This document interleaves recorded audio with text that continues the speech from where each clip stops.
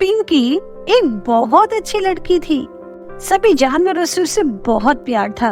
वो किसी भी जानवर को अगर तकलीफ में देखती तो उसकी मदद करती, उसे अपने घर ले आती, उसे खाना खिलाती, उसकी केयर करती। पिंकी सारे जानवरों को टोकरी में रखती, उनके साथ खेलती। पिंकी के घर को सब एक छोटा चिड़ियाघर कहते थे। एक दिन पिंकी बाजार जा रही थी। रास्ते में उसे बहुत छोटा सा कुत्ते का बच्चा दिखाई दिया। उसकी आंखें भी सही से खुल भी नहीं रही थी, वो बहुत छोटा था। जल्दी से पिंकी उसे उठा लेती है। अरे कितना सुंदर है, इसकी माँ नहीं दिखाई दे रही। डॉगी के बच्चे की माँ को इधर उधर ढूंढती है, लेकिन वो उसे कहीं भी नहीं मिलती। चलो इसे मैं अपने घर ले जाती हूँ, ऐसा सोचकर वो उसे अपने घर ले आती है। लेकिन डॉगी के बेबी को रखने के लिए उसके पास कोई टोकरी थी नहीं। चलो बाजार चलते हैं और तुम्हारे लिए एक सुंदर सी टोकरी खरीद के लाते हैं। पिंकी डॉगी के बच्चों को लेकर बाजार जाती है, लेकिन उसे कोई भी टोकरी पसंद नहीं आ रही थी। डॉगी बहुत प्यारा था, उसके लिए पिंकी को एक बहुत सुंदर टोकरी भी चाहिए थी। जब वो अपने घर वापस आ रही थी तभी उसे मंदिर के बाहर एक बहुत सुंदर टोकरी रखी दिखाई देती है। वो पंडित जी से पूछती है, पंडित जी क्या मैं ये टोकरी ले सकती हूँ? हाँ बेटी, क्यों नहीं, ले जाओ, वैसे भी तो यहाँ बेकार ही पड़ी है।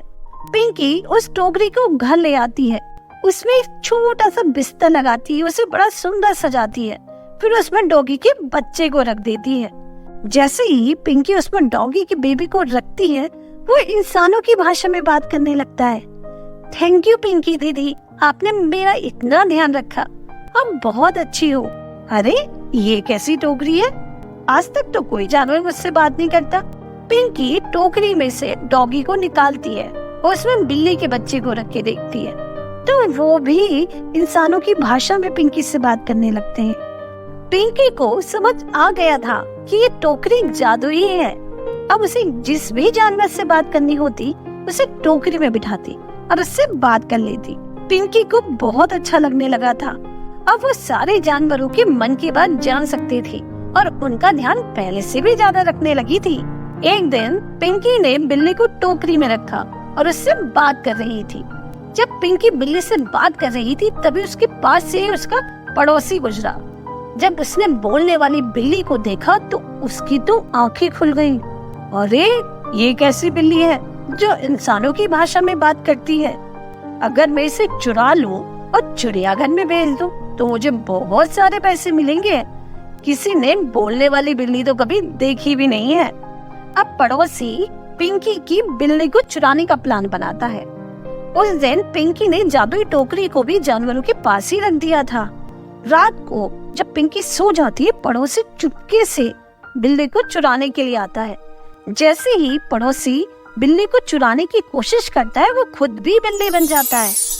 उसे देखकर सारे जानवर तेज तेज आवाज करने लगते हैं। सारे जानवरों की आवाज सुनकर पिंकी की नींद खुल जाती है और अरे क्या हुआ, इतना क्यों शोर कर रहे हो? तभी उसकी नजर दूसरी बिल्ली पर पड़ी। अरे मेरे पास तो एक ही बिल्ली है, ये दूसरी कहाँ से आ गई?